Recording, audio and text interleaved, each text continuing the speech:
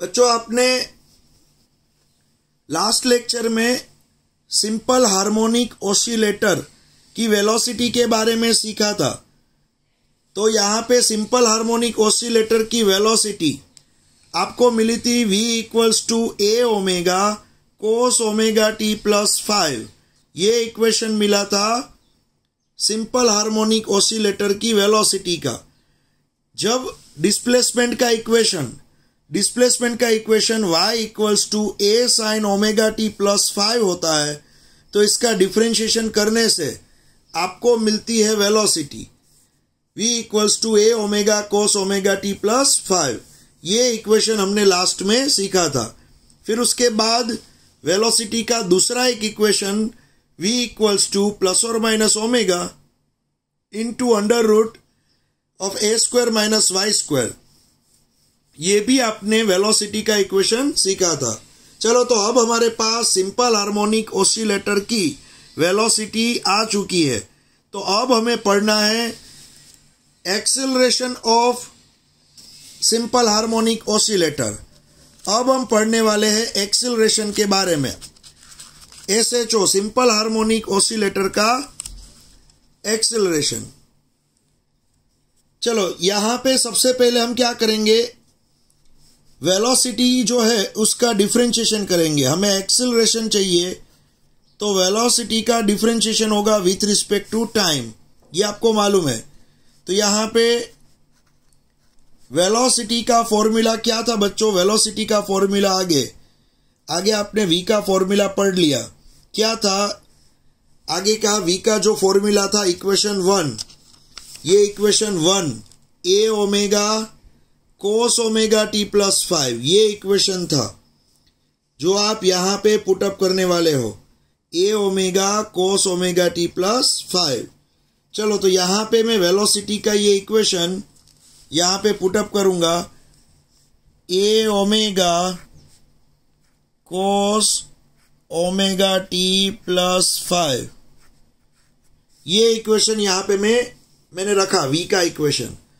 अब क्या होगा बच्चों, देखो, a equals to A constant omega constant, ये दोनों कॉन्स्टेंट है। डिफरेंशिएशन होगा यहाँ पे कोस ओमेगा टी प्लस 5 का, इसका डिफरेंशिएशन होगा कोस ओमेगा टी प्लस 5। अब आपको मालूम है बच्चों ए कॉन्स्टेंट ओमेगा कॉन्स्टेंट। अब कोस का जब डिफरेंशिएशन होता है तब आपको मालूम है वो क्या लगता है, कोस का डिफरेंशिएशन होता है माइनस साइन। आपको मालूम है कोस का डिफरेंशिएशन होगा तो minus sign omega T plus 5। कोस का डिफरेंशिएशन ये होता है minus sign omega T plus 5, कोस का माइनस साइन हुआ। अब यहां पे जो ब्रैकेट है, ये ब्रैकेट में टाइम फंक्शन है। देखो बच्चों, ये ब्रैकेट के अंदर टाइम फंक्शन है, तो ये जो ब्रैकेट है उसका भी डिफरेंशिएशन मैं करूंगा। तो d बाई डी टी, यहां पे ब्रैकेट का डिफरेंशिएशन होगा ओमेगा टी प्लस 5, ब्रैकेट का भी डिफरेंशिएशन होगा। तो हमने आगे के लेक्चर में ही सीखा था, ये ए ओमेगा है, मल्टीप्लाई हो रहा है minus sign omega T plus 5। चलो, अब ये इसका जब डिफरेंशिएशन होगा तो ओमेगा कांस्टेंट है जो बाहर निकल जाएगा, और t का differentiation dt by D T, t का differentiation dt by D T 1 हो जाएगा। तो ये ब्रैकेट में ये ओमेगा बचेगा, ओमेगा कांस्टेंट है जो बाहर निकल गया। फिर ये t का differentiation dt by D T वो 1 हो जाएगा, प्लस ये 5 अकेला कांस्टेंट है। कोई अकेला कांस्टेंट होगा तो उसका डिफरेंशिएशन क्या हो जाएगा? 0। तो यहाँ पे ये ओमेगा टी प्लस 5, उसका जो डिफरेंशिएशन मिला वो क्या मिला बच्चों? ओमेगा मिला। तो ये ओमेगा आगे मल्टीप्लाई हो जाएगा। तो a इक्वल्स टू, यहाँ पे a equals to acceleration equals to, ये ओमेगा आगे मल्टीप्लाई हो जाएगा तो a ओमेगा स्क्वायर। फिर ये माइनस साइन यहाँ पे रख देता हूं, और साइन ओमेगा टी प्लस 5, ये हमें एक्सेलरेशन का इक्वेशन मिला। देखो बच्चों, यहां पे जो आपको दिख रहा है वो एक्सेलरेशन का इक्वेशन है।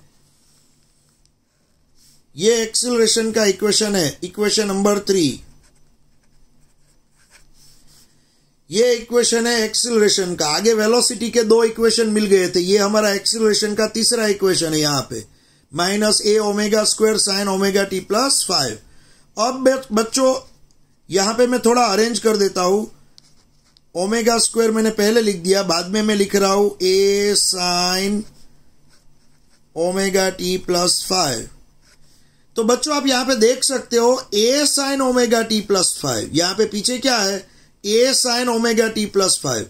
अब बच्चों आगे के क्वेश्चन में आपको मालूम है, हमें आगे के क्वेश्चन में डिस्प्लेसमेंट का equation y equals to A sine omega T plus 5 था। डिस्प्लेसमेंट का इक्वेशन क्या था, A sine omega T plus 5। तो यहां पे सेम आपको यहां पे दिखेगा A sine omega T plus 5, तो इसकी जगह पे आप y रख सकते हो। तो यहां पे एक्सीलरेशन का इक्वेशन मिलेगा माइनस ओमेगा स्क्वायर y। ये हुआ एक्सीलरेशन का इक्वेशन, जिसको हम बोलेंगे इक्वेशन 4। तो ये इक्वेशन भी एक्सीलरेशन का इक्वेशन है, ये इक्वेशन भी एक्सीलरेशन का इक्वेशन है। देखो बच्चों आप याद रखोगे ये दोनों ही इक्वेशन को। अब इसके अंदर स्पेशल केस है। कौन कौन से स्पेशल केस, मान लो जब आपका oscillator,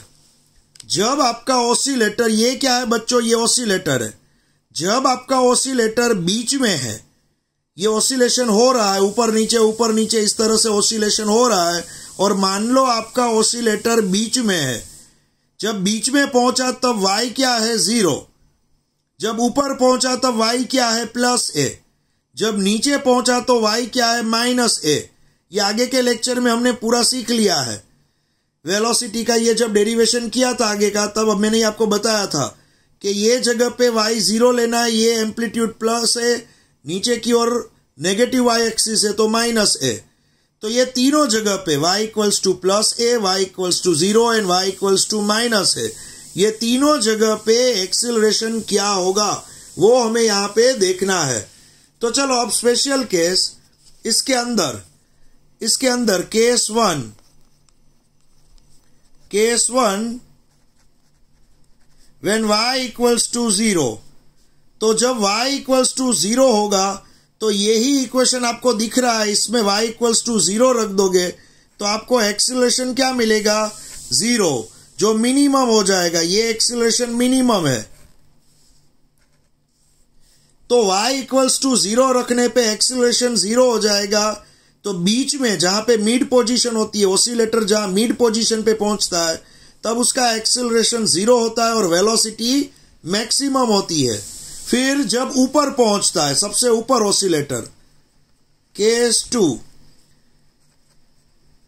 when y equals to plus a, जब ऑसिलेटर सबसे ऊपर पहुंचता है तो यहां पे प्लस a लिख दो, तो आपका एक्सीलरेशन जो होगा वो होगा माइनस ओमेगा स्क्वायर a। ये होगा एक्सीलरेशन। और सबसे नीचे पहुंचता है जब ऑसिलेटर, केस 3, तब आप y इक्वल्स टू यहां पे क्या लिखते हो, minus a। y equals to minus a लिखते हो तो आपका एक्सीलरेशन हो जाएगा ये minus minus plus omega square a। देखो मैंने सिर्फ यहां पे y की जगह पे उसकी वैल्यू रखी है, y equals to a, y equals to minus a, y equals to 0। ये तीनों वैल्यू मैंने पुटअप कर दी और एक्सीलरेशन मुझे मिले। तो ये दोनों मैक्सिमम होते हैं। ये टॉप मोस्ट पोजीशन पे मैक्सिमम एक्सीलरेशन, ये नीचे की पोजीशन पे मैक्सिमम एक्सीलरेशन, लेकिन बीच में जब ऑसिलेटर पहुंचता है तब एक्सीलरेशन मिनिमम होता है। तो यहां पे बच्चों हमने क्या डिराइव किया एक्सीलरेशन के बारे में। देखो बच्चों ये एक्सीलरेशन ऑफ SHO है, simple harmonic oscillator. Simple harmonic oscillator जो है उसका एक्सीलरेशन यहां पे हमने डिराइव किया है। ये दोनों ही इक्वेशन एक्सीलरेशन के है और नीचे उसके स्पेशल केस है, जब y इक्वल्स टू 0 हो, y इक्वल्स टू a हो, y equals to minus a हो, ये उसके स्पेशल केस है। तो यहां पे बात हो गई एक्सीलरेशन के बारे में। अब मैं यहां पे आपको बताने वाला हूं फोर्स के बारे में। फोर्स के बारे में बताऊंगा। देखो बच्चों SHO पे जो फोर्स लगता है अब बात होगी derive the formula of force acting on SHO, simple harmonic oscillator पे लगने वाला फोर्स। मैं यहाँ पे वो फोर्स के बारे में, पीरियोडिक टाइम और फ्रीक्वेंसी सभी के बारे में आपको बताऊंगा। Derive the formula of force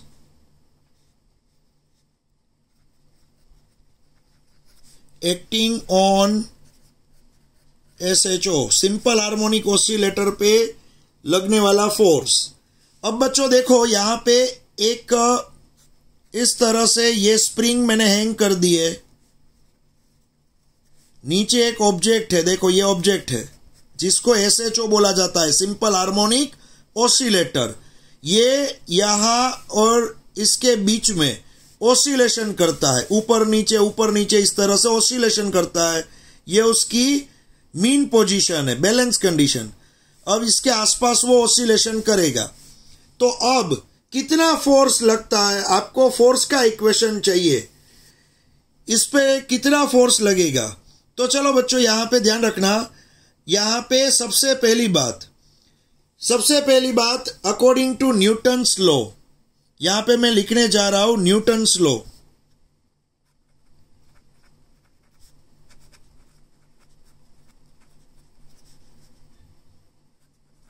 Newton second law, आपको मालूम है F इक्वल्स टू ए में होता है। According to Newton second law F equals to A में होता है, और आपको एक ही जगह पे उसकी जो वैल्यू मिली ना, यहाँ पे आपको यहाँ पे एक ही जगह पे यहाँ पे जो वैल्यू मिली, यहाँ पे उसका जो फॉर्मूला मिला -ω²y, ये फॉर्मूला आपको यहाँ पे रखना है यहाँ पे। तो यहाँ पे आपको मिलेगा F इक्वल्स टू, एक ही जगह पे -ω²y, तो माइनस लिखा, ये m का m और ω²y, ये मिला मुझे फोर्स का इक्वेशन, जिसको मैंने इक्वेशन यहाँ पे 1 बोला है। ये फोर्स का इक्वेशन मिला, ये इक्वेशन 1 हो गया, जहां पे मैंने एक का फॉर्मूला यहाँ पे पुट अप कर दिया है। ये न्यूटन सेकेंड लॉ। फिर आपको दूसरी एक चीज मालूम होगी, आपने आगे रिस्टोरिंग फोर्स का इक्वेशन भी पढ़ा था। रिस्टोरिंग फोर्स,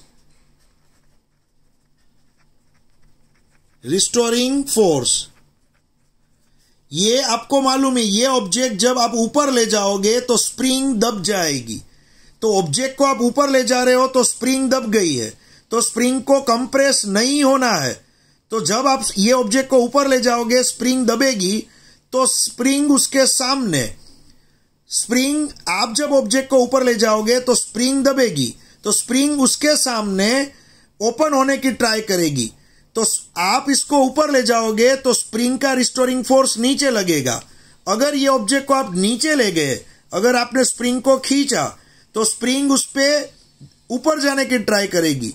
तो आप जो भी डायरेक्शन में फोर्स लगाओगे, उसकी अपोजिट डायरेक्शन में ये स्प्रिंग फोर्स लगाएगी, जिसको बोलोगे रिस्टोरिंग फोर्स। आपने अगर स्प्रिंग को दबाया तो स्प्रिंग खुलने की ट्राई करेगी, और स्प्रिंग को ज्यादा एक्सपांड किया तो स्प्रिंग दबने की ट्राई करेगी। तो रिस्टोरिंग फोर्स जो होता है वो आगे हमने पढ़ लिया था। Restoring force due to spring, ये जो होता है उसका इक्वेशन होता है -KY। ये K था फोर्स कांस्टेंट, या तो स्प्रिंग कांस्टेंट आप इसको बोलते थे। तो ये इक्वेशन आपको मालूम है, रिस्टोरिंग फोर्स का इक्वेशन। ये इक्वेशन 2 है बच्चों। अब ये इक्वेशन और ये इक्वेशन दोनों फोर्स के इक्वेशन है, दोनों को इक्वेट करो।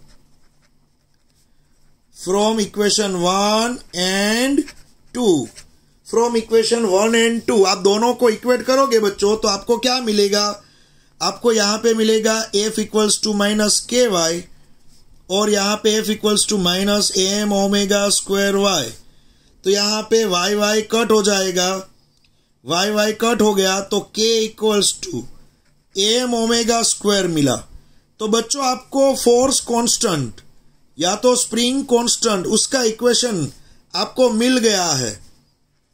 ये है इक्वेशन 3, फोर्स कांस्टेंट या तो स्प्रिंग कांस्टेंट, ये इक्वेशन आपको मिल गया है। देखो बच्चों, यहां पे ये है फोर्स कांस्टेंट, फोर्स कांस्टेंट के का नाम, उसका इक्वेशन मिल गया।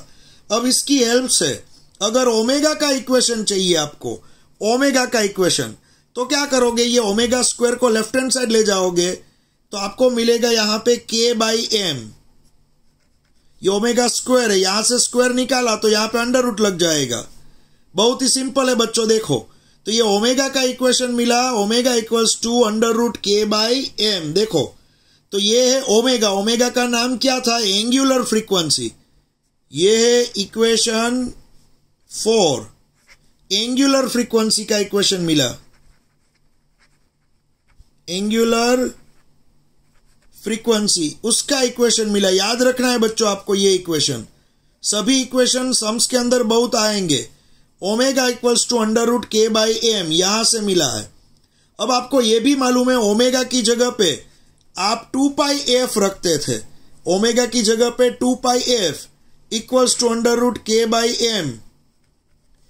ये फ्रीक्वेंसी है, ओमेगा एंगुलर फ्रीक्वेंसी, ये एफ फ्रीक्वेंसी है। तो अगर आपको एफ का इक्वेशन चाहिए, एफ का इक्वेशन, तो आपको क्या मिलेगा बच्चों, एफ का इक्वेशन आपको मिलेगा एफ इक्वल्स टू, आपको यहां पे एफ का इक्वेशन मिलेगा F equals to 1/2 pi, 1/2 pi, ये 2 पाई नीचे गया, 1/2 पाई, फिर under root k by M. ये फ्रीक्वेंसी का इक्वेशन, याद रखना बच्चों, ये है फ्रीक्वेंसी का equation 1/2 pi into under root k by M. अब इसी तरह से आपको ये भी मालूम है टाइम पीरियड जो होता है वो होता है 1 फ्रीक्वेंसी। टाइम पीरियड जो होता है वो फ्रीक्वेंसी का उल्टा होता है, या मैंने फर्स्ट सेकंड लेक्चर में पूरा सिखा दिया है। ये चैप्टर का फर्स्ट सेकंड लेक्चर देखना बच्चों। तो t इक्वल्स टू 1/f होता है, तो यहाँ पे ये f का जो इक्वेशन है वो पूरा उल्टा करके लिख दो तो टाइम पीरियड का इक्वेशन मिलेगा, और वो हो जाएगा 2 पाई या under root m upon k। ये टाइम पीरियड का इक्वेशन है, देख लो बच्चों, ये इक्वेशन है टाइम पीरियड का। तो यहां पे आप देख सकते हो फ्रीक्वेंसी का इक्वेशन मिला, देखो ये है फ्रीक्वेंसी का इक्वेशन, ये है टाइम पीरियड का इक्वेशन, ये है एंगुलर फ्रीक्वेंसी का इक्वेशन, ये है फोर्स कांस्टेंट का इक्वेशन। तो यहां पे 1 2 3 4 4 आपको अलग अलग इक्वेशन मिले, 1 2 3 4 4 इक्वेशन आपको अलग अलग मिले। फोर्स कांस्टेंट का equation, angular frequency, frequency and time period, 4 equation आपको अलग अलग मिले हैं। और आप ये क्या है बच्चों, ये है फोर्स, स्प्रिंग पे लगने वाला रिस्टोरिंग फोर्स, ये दोनों फोर्स के इक्वेशन है। तो यहां पे आपको जो भी इक्वेशन मिले वो सभी सम्स के लिए आपको याद रखने हैं। और यहां पे कुछ भी समझ में नहीं आ रहा है तो आप 2 बार 3 बार वीडियो देखो, आपको इजीली समझ में आ जाएगा। अगर फिर भी डाउट है तो मुझे आप मैसेज करके या ऑनलाइन पूछ सकते हो। Bye, thank you student.